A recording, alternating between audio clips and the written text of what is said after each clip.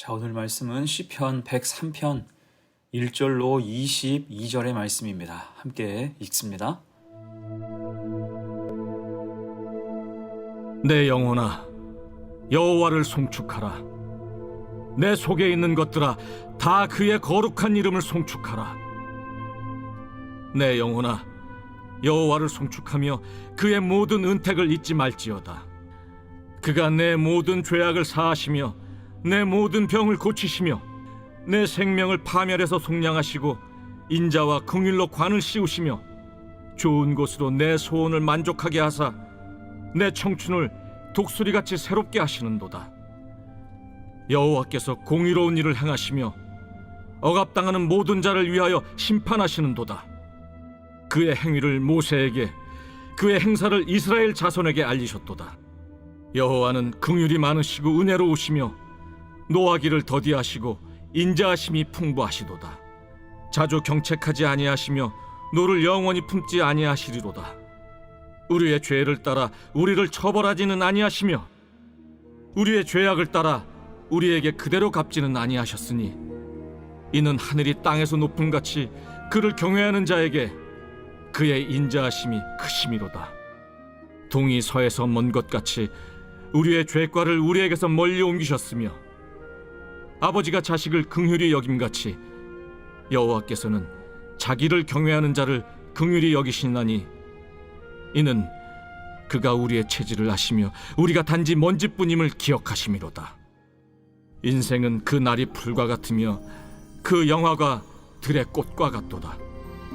그것은 바람이 지나가면 없어지나니 그 있던 자리도 다시 알지 못하거니와 여호와의 인자하심은 자기를 경외하는 자에게 영원부터 영원까지 이르며 그의 의인은 자손의 자손에게 이르리니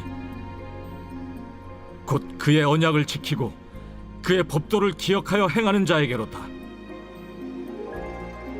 여호와께서 그의 보좌를 하늘에 세우시고 그의 왕권으로 만유를 다스리시도다. 능력이 있어 여호와의 말씀을 행하며 그의 말씀의 소리를 듣는 여호와의 전사들이여 여호와를 송축하라. 그에게 수종들며 그의 뜻을 행하는 모든 천군이여 여호와를 송축하라.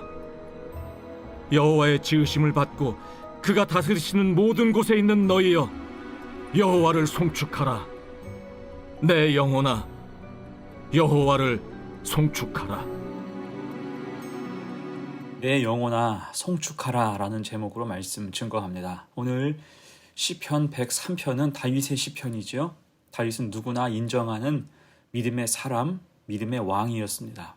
그런 다윗이 오늘 시편 103편을 통해서 고면하고 있는 중요한 신앙의 교훈이 있어요. 그것은 바로 여호와를 송축하라는 것입니다. 1절, 2절 봅니다. 내 영혼아 여호와를 송축하라. 내 속에 있는 것들아 다 그의 거룩한 이름을 송축하라. 내 영혼아 여호와를 송축하며 그의 모든 은택을 잊지 말지어다. 아멘. 여기서 송축하다라는 말의 본래 뜻은 무릎을 꿇다, 꿇어 절하다라는 의미로서 마음과 뜻과 힘을 다해서 최고의 경배와 찬양을 하나님께 올려드려야 마땅하다는 것입니다. 그렇다면 오늘 다윗이 여호와를 송축하라 라고 선포하면서 고면하는 이유가 무엇일까요? 두 가지로 생각해 봅니다. 첫 번째, 베푸신 은택 때문이에요. 2절 맨 끝이죠. 그의 모든 은택을 잊지 말지어다. 은택이라는 말은 은혜와 덕택, 베풀어 주신 은혜를 뜻합니다. 그럼 다윗이 생각하는 하나님의 은택이 무엇일까요? 여기서 다윗은 그 인생을 돌아보면서 중요한 것들을 고백해요. 먼저 3절입니다. 그가 내 모든 죄악을 사하시며 내 모든 병을 고치시며. 우리가 아는 것처럼 다윗은 믿음의 왕이었지만 그도 인간인지라 실수가 많았어요. 특히 밧세바 스캔들 같은 경우에는 그 죄의 뿌리가 굉장히 깊었죠. 스스로 헤쳐나올 수 없는 지경이었습니다. 마치 죄로 인해서 영적인 중병이 든 상태와 같았어요.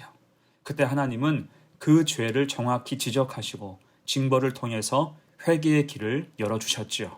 그 회개가 추락을 멈춘 브레이크와 같았습니다.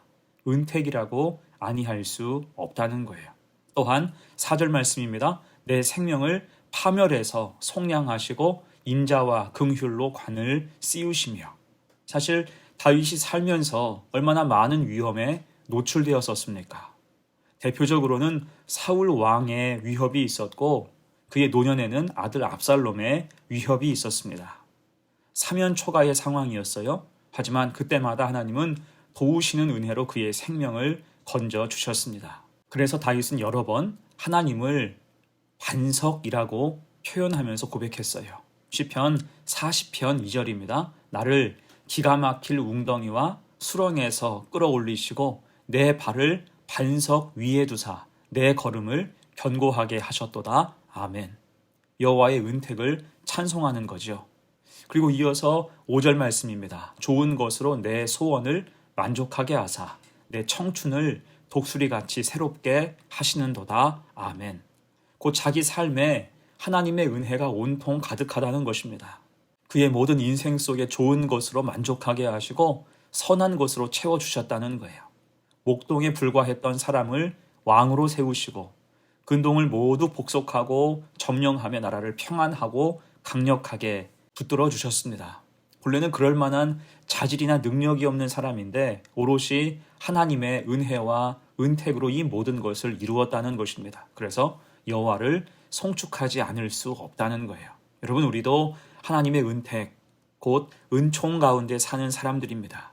우리가 받은 가장 큰 은택이 무엇입니까? 죄와 허물로 죽을 수밖에 없는 죄인이었던 우리가 예수 그리스도 십자가의 보혈로 죄사함 받고 구원받은 거예요. 또한 이제는 하나님의 자녀가 되는 권세를 누리게 되었고 이 땅에 살지만 하늘 면류관을 보장받게 된 것입니다. 그러니 우리도 다윗처럼 하나님의 은택을 감사하며 마땅히 송축해야 할 것입니다. 이런 깊은 찬송이 있는 복된 성도가 되시기를 간절히 축원합니다. 아멘. 두 번째예요. 송축해야 될 이유 두 번째, 변함이 없으신 긍휼과 은혜 때문이에요. 오늘 6절 이하에서 다윗은 개인적인 은택을 넘어서 이스라엘 가운데 주신 은혜의 역사를 고백하고 있습니다.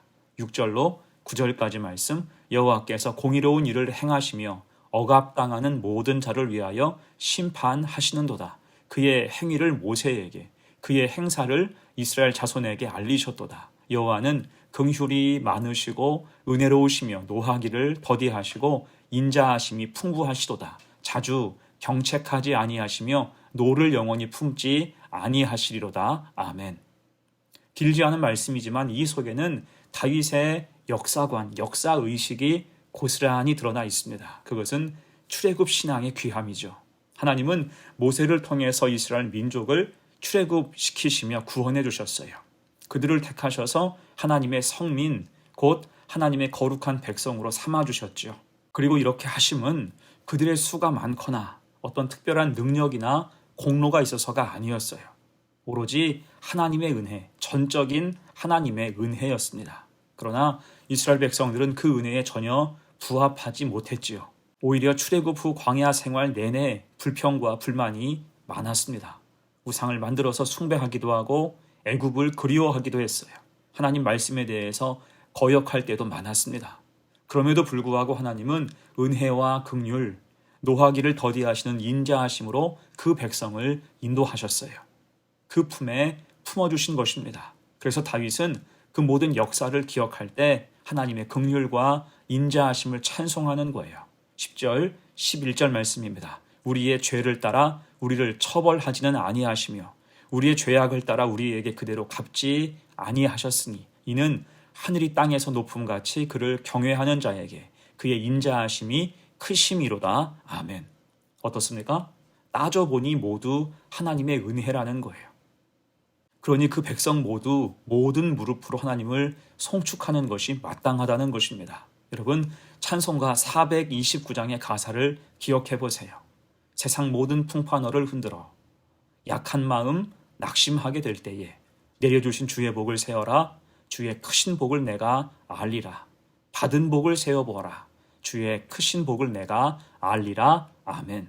힘들고 어려울 때 하나님이 우리의 인생, 우리 역사 가운데 행하신 일들, 그 은혜의 역사를 생각해야 한다는 것입니다. 그럼 거기에 답이 있다는 거예요. 하나님은 그때부터 지금까지 우리와 늘 함께 하시기 때문입니다. 그래서 이를 늘 기억하고 믿음 가지고 살아가는 복된 성도가 되시기를 축원합니다. 아멘. 이제 말씀을 정리합니다. 오늘 시편은 다윗이 산전수전을 다 겪고 난 후에 지은 시편으로 추정됩니다. 그리고 그 결론은 모든 게 하나님의 은택이니 여호와를 송축하라는 거지요. 또한 동시에 다윗은 중요한 고백을 합니다. 14절로 18절의 말씀이에요. 이는 그가 우리의 체질을 아시며 우리가 단지 먼지뿐임을 기억하심이로다. 인생은 그 날이 풀과 같으며 그 영화가 들의 꽃과 같도다. 그것은 바람이 지나가면 없어지나니 그 있던 자리도 다시 알지 못하거니와 여호와의 인자하심은 자기를 경외하는 자에게 영원부터 영원까지 이르며 그의 의는 자손의 자손에게 이르리니 곧 그의 언약을 지키고 그의 법도를 기억하여 행하는 자에게로다. 아멘. 하나님을 송축할수록 겸손한 것입니다. 그래서 찬송은 우리를 겸손하게 하지요. 그럴 때 하나님을 향한 송축은 이 땅에서 하늘까지 이어집니다. 19절로 22절까지 말씀 봅니다. 여호와께서 그의 보좌를 하늘에 세우시고 그의 왕권으로 만유를 다스리시도다.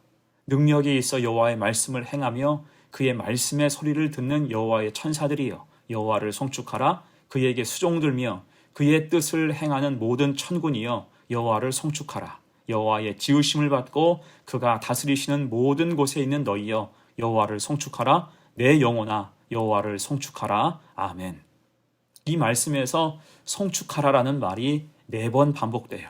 곧 진심으로 하나님을 송축할 때 하나님이 은혜와 평강을 주셔서 늘 감사하며 계속 송축하는 인생으로 삼아가신다, 살게 하신다는 것입니다. 감사 위에 감사를 주시고 찬송 위에 찬송을, 믿음 위에 더 큰 믿음을 부어주신다는 거예요. 이 사실을 기억하면서 늘 하나님을 송축하는 복된 삶을 사시기를 간절히 축원합니다. 아멘. 함께 기도합니다. 하나님 아버지, 온 마음 다해 하나님을 송축합니다. 오늘 다윗의 고백이 우리의 고백되게 하옵소서. 우리의 인생도 돌아보건대 하나님의 은택이 가득합니다. 우리를 구원하시고 좋은 것으로 채우시며 선한 만남과 은혜를 주시고 때로 빗나갈 때 징계를 통해서라도 바른 길을 가게 하신 그 사랑을 기억합니다. 이에 우리는 성도로서 겸손하게 늘 하나님을 송축하게 하옵소서. 거룩한 찬양을 하나님 앞에 올려드리는 삶을 살게 하옵소서. 감사드리며 예수님의 이름으로 기도합니다. 아멘.